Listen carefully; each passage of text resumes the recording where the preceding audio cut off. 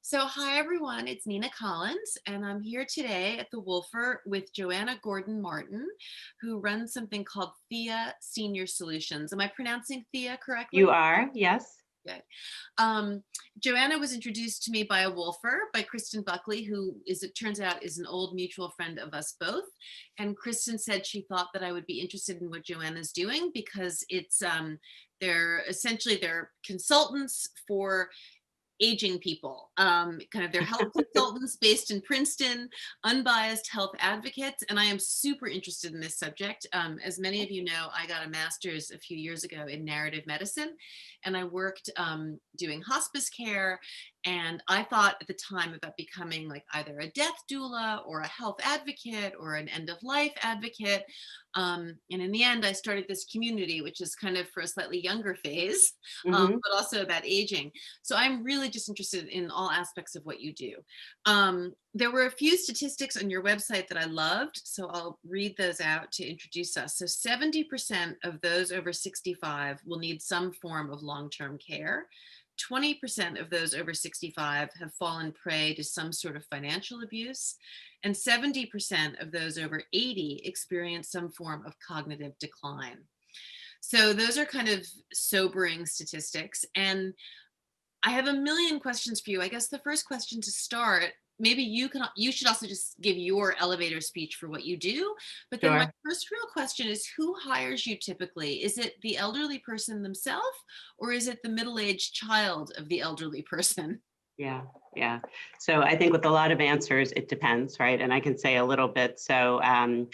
I founded Thea back in 2014, really out of my own personal need of being, I was a busy biotech exec. I had a bunch of kids, traveled quite frequently, come from a family of physicians, certainly know enough to be dangerous when it comes to navigating the health system. And when my mom was 1,500 miles away and widowed for a second time, I lost my dad when I was quite young.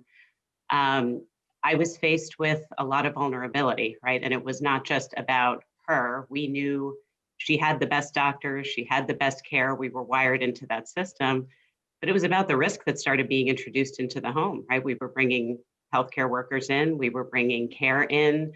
And it was really just the question of when stuff hits the fan, who's going to be there to advocate, to be able to navigate the issues, and who can be that trusted resource.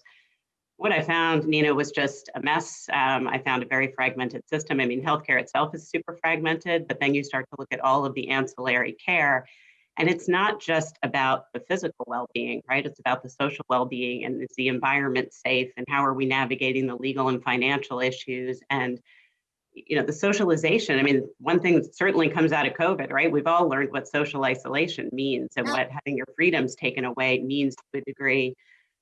So quite sobering. And after probably, I don't know, 6 months of going back and forth and responding by jumping on a plane and thinking I could fix things, and constantly saying to my husband, what are people like us supposed to do, right? We're a dual career couple. We have a bunch of kids. We've managed our lives by taking identifiable stressors. And if we could afford to take them out of the mix, we would do so. So my cost of doing business was always having a live-in nanny, right? I Right. wasn't outsourcing my kids, Yeah. but I needed somebody to be my go-to person that could deal with stuff, right? And also so that when I came home at night, I was not trying to stress out over everything about the day. I was focused on family. So Thea is the name of the Greek goddess of light and clarity. Mhm. My mother is a big classicist, and we were constantly read Greek myths as kids. And Wow. what I felt like I needed was clarity, right? There was nobody, government agencies don't call you back.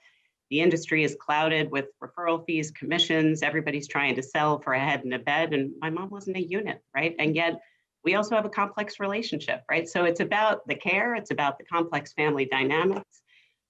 There are days I wish I picked an easier business model, right? Because it Sure. is so, but I think COVID has taught us a lot about being remote, and has really lent itself now toward creating more of a digital platform that goes beyond just a high touch, people of Yeah. means No, I solution. mean, it's an incredibly necessary business, and I understand that it's a tricky model again because I really looked into it and thought about doing it. And I can see all the complications, but Yeah. like I'm sure so many people watching us or listening to us today. I mean, when my grandmother was getting older, she died at 108 up in Rochester, Wow. and she lived near my aunt Francine. But even then, Francine, who was old herself, who was in her 70s, was paying for people, the whole, all, there's so many complicated problems, people going into the home, and how are you managing, people when they're not so good at their job and they're coming and going, and is it better to go into a home, and then there are financial issues and social issues. And so I have so many questions.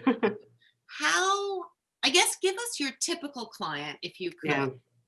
Yeah, so I would say, it kind of breaks out. You'd asked the question earlier before I went off on my ramble about what we do. And, you asked for an elevator speech. I'm obviously hoping for like 16 of the highest buildings in the world, right, to be stacked together when I talk. I think that, when we look at it, I believed initially that our client was going to be the adult child, right? And I really thought she was going to look like us, It And would what be I you, mean by right? that, right, Yeah. is busy exec, balancing a lot, trying to manage things. And she certainly is our client. Mhm.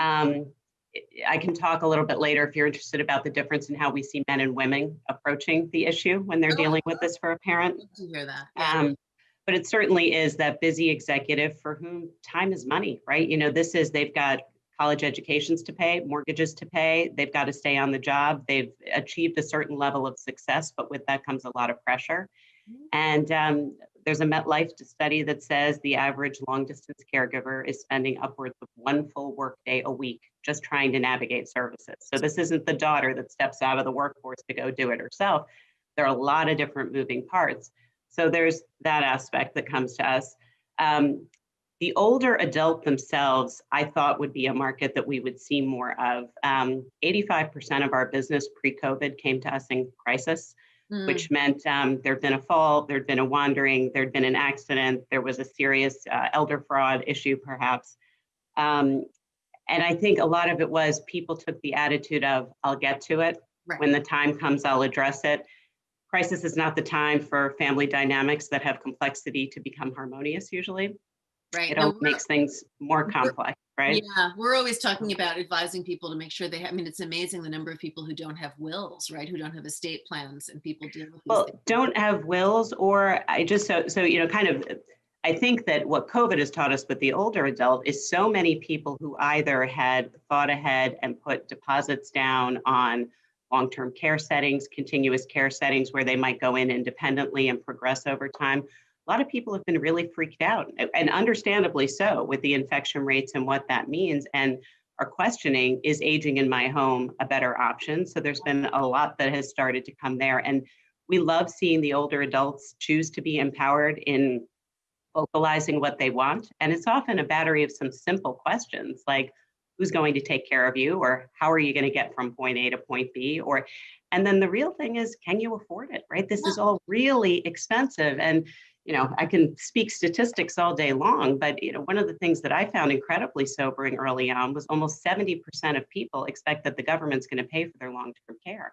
And that's just not Wow. And right. that's So not the case. there's a lot. So with all of that, there are kind of those segments, but we really started to find a lot of growth in the business through collaboration with trusted advisors. So financial advisors, estate attorneys, family offices to a degree, but a lot of it had to do with the fact that when we start to lose our executive functioning, so those can be some of the tasks like managing a checkbook, right? Or Yes. dealing with the numbers, or, where that kind of forgetfulness starts to border on dementia. The reality is the people in our lives that are exposed to our thinking and how we address these types of things often will see signs of decline or warning 10 years before a doctor may diagnose cognitive decline. Hmm. And that in and of itself, many primary care doctors are not doing cognitive screenings for patients when they should. Right. You need to ask for them.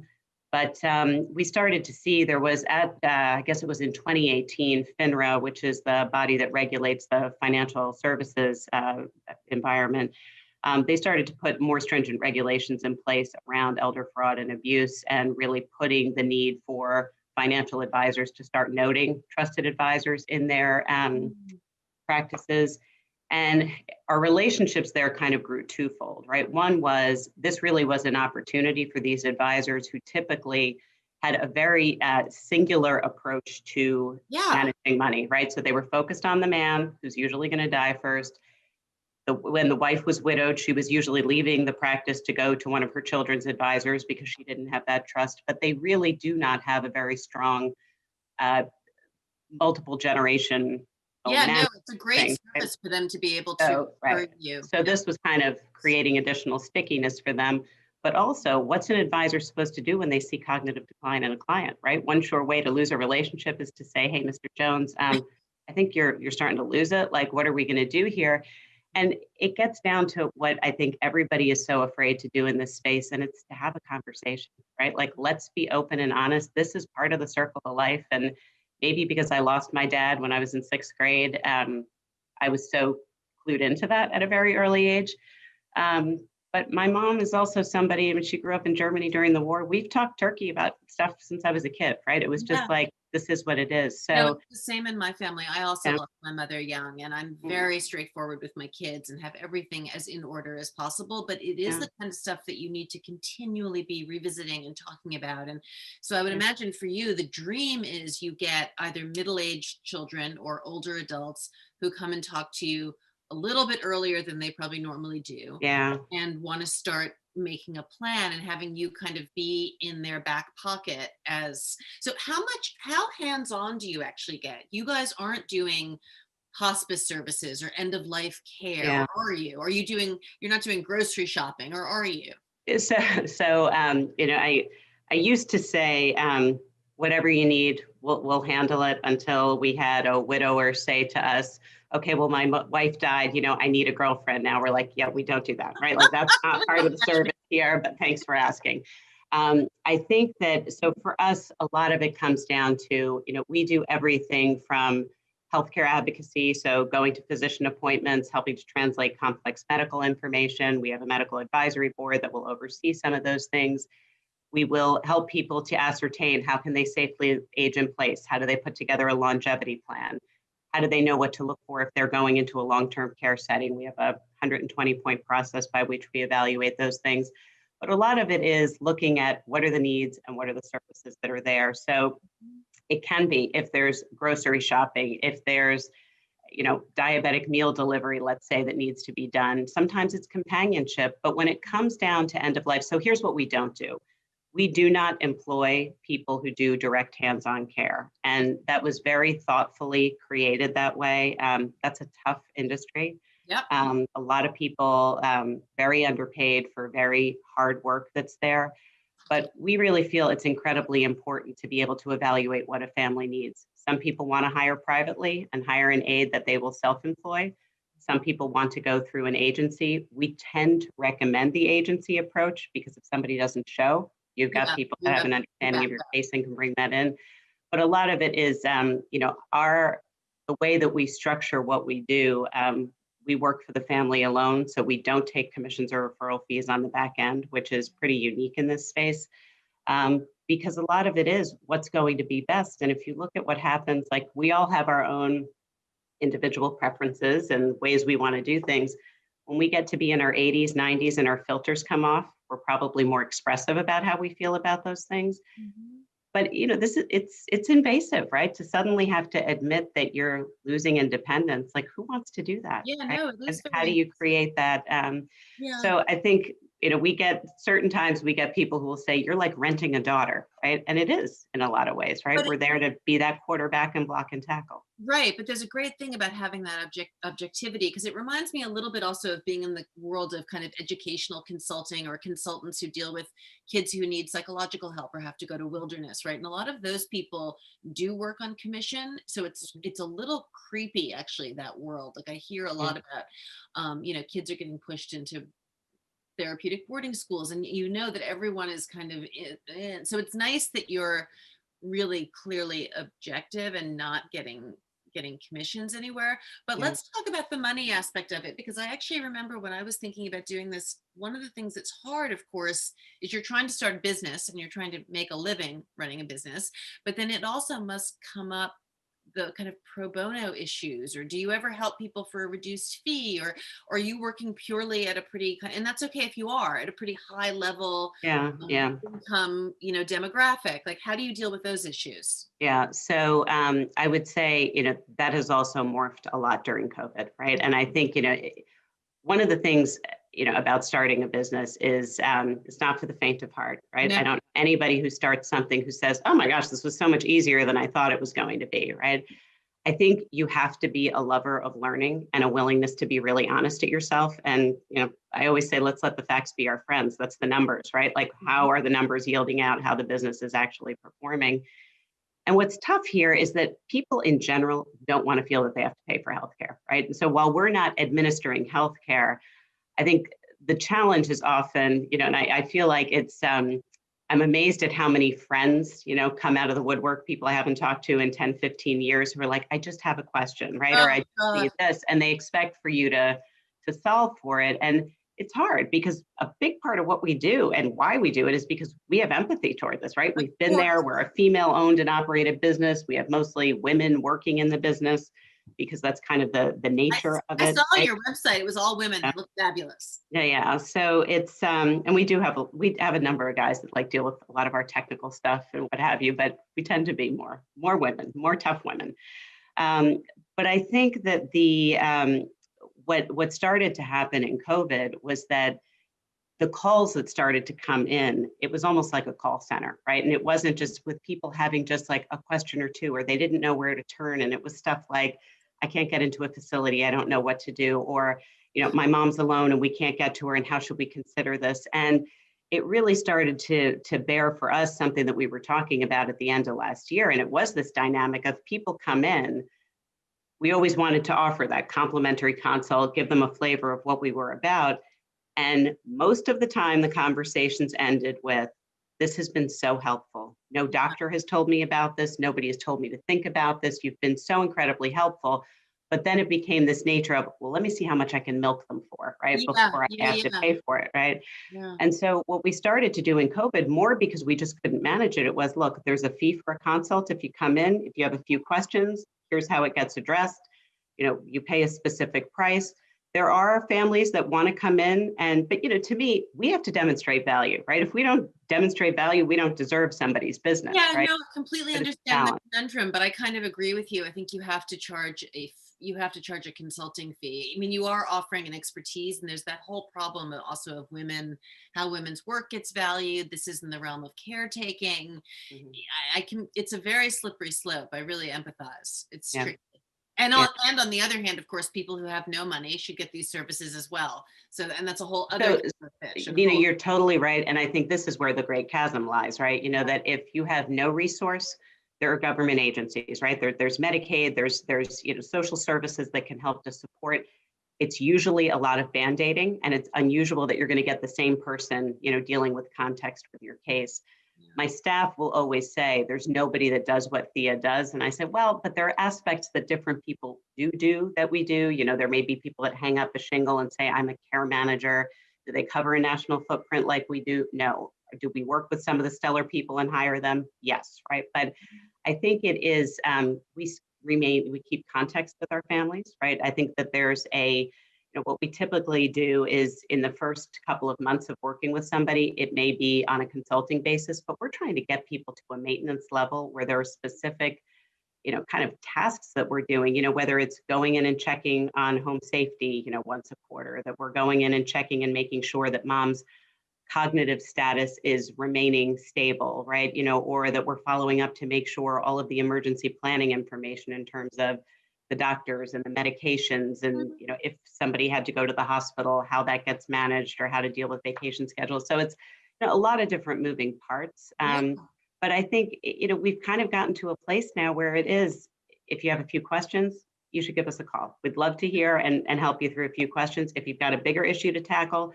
we certainly take on projects in that way. And then for some people, we really are, if there's no family, we're that rental daughter that's getting the calls in the middle of the night to go advocate at the hospital. I mean, I think it's that's so it's a different, Yeah, it's a different level of really, really care. important service. I love it. And so you are national. You're all over the country. Yeah, so I think, again, prior to COVID, I would have said to you, we operate in 8 locations up and down the East Coast, which was true, right? And I think that what we're doing, just like what we're doing now, we've all become so much more comfortable on Zoom, right? And I think it's been so we cover major metropolitan areas.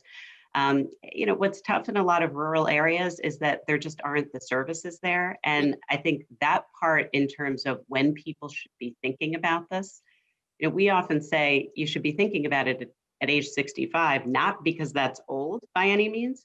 It's because there's an event, right? You become Medicare eligible, you start to become eligible for distribution of certain government benefits that you've been paying into.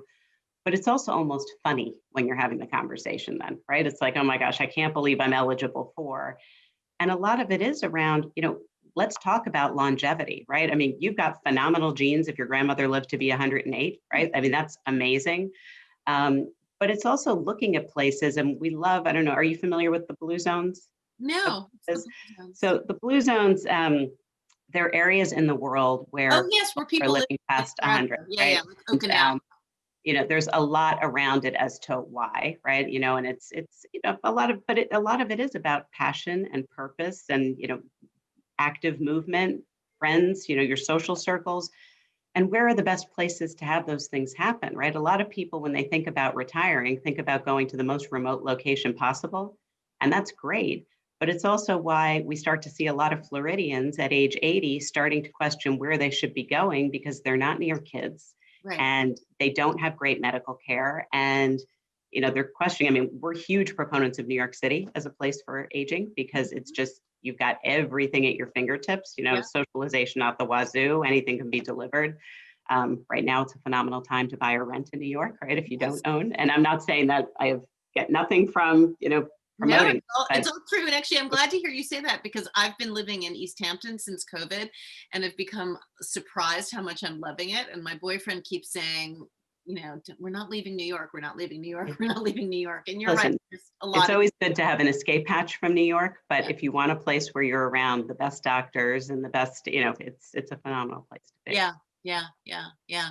So, okay, a couple last questions. And these, I don't know if these are hard. I'm curious, is there a typical duration for how long someone works with you, or is it really all over the map? Like, Yeah. and also, is there a typical amount of money people spend, or is that really all over the map? And is that too hard to answer? Yeah, I mean, it's not at all hard to answer. So, the quick answer is it depends, right? And I'm not saying that to try to be cute. I think it Yeah, really does depend.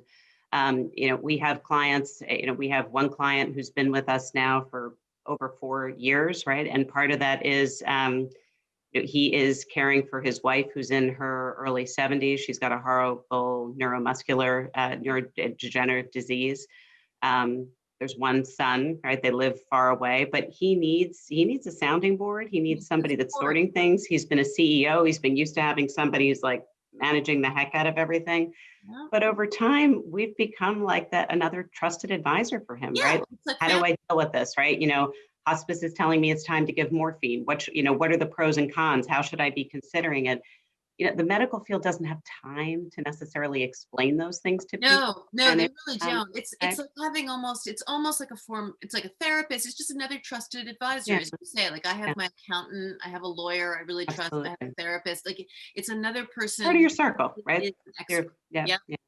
And then look, there are people that may call us. I mean, when I said to you earlier, the difference between the daughter and the son, yeah, men come into this and they almost approach it like a business problem. It's like, listen, I've heard you're really competent. This isn't my wheelhouse. Like, just tell me what I got to do here. How do I come up with a plan? Give me the options. How do I deal with this? Most women, and I totally get this, right? It's emotional, right? This is like the guilt, like I should be doing this, right? I should be managing this. And there's a difference from my perspective in being a daughter and making sure you're there to be that supporter. And another thing to be driving yourself into the ground because you're in the weeds hanging on the phone with the insurance company and making yourself crazy with all of this, right? This is, it's kind of, how do you look at the value of your time? We are not there to step in and be the daughter. We're there to make you the best daughter that you can be, so that you can be Yeah. focused on the important stuff, and we're dealing with the glut in the background, right? No, I mean, look, So if you can afford to have this kind of help, you should have it. yeah, It's just like having a nanny. I yeah, completely agree with your, I mean, I had a nanny when my kids were little, and sometimes they give me grief about it. And I'm like, just you wait and see when you have three small children under the age oh of my 4. gosh. You know what the answer should be? You know what I would have been like if I hadn't had a nanny? You would be in much worse shape, because I would have done even more damage to you, right? Like, forget Exactly. it. So Exactly. No, so I'm a big proponent of if you can get the help, get the help. yeah. Um, and what may I ask, what's the cost of a consultation? Yeah, so if somebody's coming to us, I mean, typically we'll do a complimentary 20-minute consultation for us to kind of assess, is this the right fit, right? We Yeah. don't want And we anybody do to leave it without a resource, but yeah. bottom line, if you can't afford us, we're going to be able to help you, guide you toward social services perhaps that can. Right. People are coming to us for a consult where they're looking for a care consult. I've got a series of questions I don't know. It's typically a 45-minute to an hour Zoom. We're giving you a follow-up report where we're identifying resources in your community that would be there. That's typically a $500 flat fee for both the meeting, and what's delivered. If we're being called in crisis and we're being asked to jump in and kind of deal with things, it's $350 an hour. We're coming in, we're navigating, we're dealing with things. But we also, as we start to work with families, I mean, different people are different levels. Like, people who come and say, we only want to work with Joanna, like, unfortunately, I've had to put my rates higher, because Right. I wish I could help You everybody, only but have that's so not much a time. scalable business, right? And Yeah. quite honestly, my staff have 20 plus years of experience. People are far better off with the people that know what they're doing than the person who had a vision, right? I mean, I'm really passionate, but I've learned most of what I know from my staff. So, it will vary. I mean, it's kind of like a menu, right? For purely administrative stuff, we may be billing $100 an hour for Yeah, something. that's If great. something Good to more get a sense. complex, then it gets And into that it, right? seems really very reasonable. I mean, it is again on par with any other professional you'd hire to be an advisor, right? Yeah, yeah. It's like a But therapist. Nina, I've always been a big believer that if you can define how you got to your numbers, they're defensible, right? And we really looked at this data of, if people are spending a day a week of their time trying to navigate services, Yeah. what is the value of a day of your time to have somebody that is competent, highly educated, pedigreed, knows the ins and outs of the system, and is saving you time, emotion, and money Yeah, ultimately, no, right? it's So really I think it's, that same kind of thing. Like, we're there to help be that trusted advisor. And then, we don't want to be billing people like a lawyer, right? We want to get you to a place where it's a maintenance thing, and we're saying, look, we're here. And sometimes things stabilize and we don't hear from people for a year. And then they call us and we've got context and we can jump back in. But some of it is that maintenance of making sure all the data in terms of emergency response is updated. And that's what our platform is for, really, to help keep that together. really great. I'm so impressed. And it makes sense that you would get referrals through estate lawyers and maybe doctors sometimes. Do doctors? Yeah, no, definitely with doctors. Yeah, I mean, you think about the family, the old lady that may be calling the office all the time or forgetting her appointment, or you've got three different kids calling and they're not aligned, and they're taking up the doctor's time on all of this. And the doctor's not, look, there are some concierge physicians, but even the concierge physicians, which there are a lot of in Manhattan, there will are, still but come they're to us and limited in say, how right? much they'll do. But you think about this, the time in the doctor's office is generally 8 minutes, right? Right. That's a very small period of time. Most of what's going on is going on in the home environment, and nobody's overseeing what's happening there. And now you mentioned that you feel like there aren't a lot of people who are doing what you're doing, but I would imagine as you say, versions of it are cropping up everywhere. Are you starting Yeah. to notice that this is becoming a growth industry? Yeah, I think the overall caregiving theme is a big one, and I'll be curious to see with the new administration coming in how they're going to really approach that, because it is, just the number. I think 10,000 people turn 65 every day, right? I think it's Yep. like, every 8 seconds. I don't know. There are all sorts of statistics, right? It's a lot of people, right? But Mhm. I think it's, the difference I would say is we have a very defined process that we're taking people through.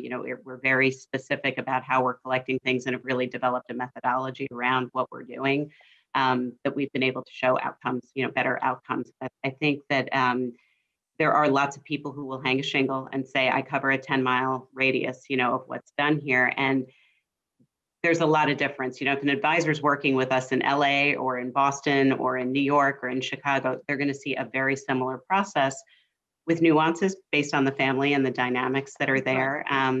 But I think that, so short answer to your question again, sorry, I'm really not No, sure. no. Short answer is yes. I think there's an incredible opportunity within the space. But it is, and so our goal right now as we go into 2021, and this has been a hard place for me to get to because, when I think about where we get that feeling of we've really helped a family, right? It's oftentimes getting an older adult who says, I'm fine, I don't need help, I don't need anything, to start to open up and start to acknowledge they do need some support, right? And getting them to that place and honoring their dignity and allowing them to feel in control because they have choice until they don't, right? Yeah. You don't have choice once you fall and you end up in the hospital and you don't have a plan, right? I've, It goes I've away. just thought of a client for you. I know someone I'm going to refer to you who I think Yeah, would love you.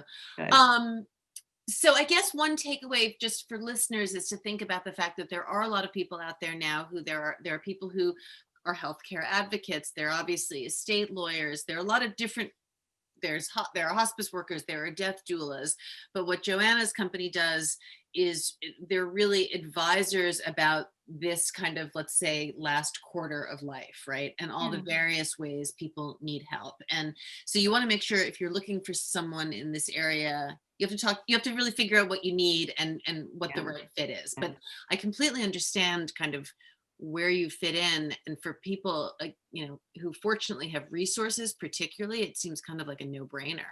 Yeah, but um, Nina, what we call it the Theia healthcare balance sheet, and a lot of it is right. Health is your greatest wealth at the end of the day, right? And how are you taking a look at? So that's also like a fixed fee project where we're looking at physically, cognitively, socially, environmentally, financially, and I'm leaving one out. If you look at our website, it'll tell you, right? But we're trying to look at things holistically, and for let's say for that daughter that wants to do this herself, let us help you put that plan together, and then yeah, you go and execute on it, right? We're there if you have questions. So this isn't a, oh my gosh, I'm signing on for life, right? It's let no, us help you get the roadmap together, understand what you need to be looking for, and that's where we're heading now with digitizing the platform so that we can get out to more people for a more modest subscription fee yeah, to say, here, we're here to educate you. And when you do need us to come in and be more specific, then we can do that, from a more remote basis. But it's, I think a lot of it, there are so many mistakes that get made because people are making decisions in the moment, thinking about what is best in that moment. And they're not necessarily they don't know, right? They don't know what they don't know. So they're not aware of how that impacts things further down the road. yeah, this So, is really yeah. great. Well, I've loved Thank this conversation, Joanna. thank you. All right, so tell everyone how they can reach you and the name of your website again, and maybe Sure. So the company is Theia Senior Solutions, and that's spelled Theia Senior Solutions. So it's www.theiasenior.solutions.com. And our phone is 844-843-4200. And you can find me on LinkedIn, Joanna Gordon Martin, or on Facebook or Instagram under those same names. And, our company is both on this company page is there too. So okay, great. Well, this has really been helpful. Yeah, I'll be in touch. I wish definitely, it's so nice to meet you. And really I'm nice. so glad Kristen connected us, right? Me too. I love Good. Kristen. Thank All you. right, good. Well, happy holidays and You take too. care. Thank you.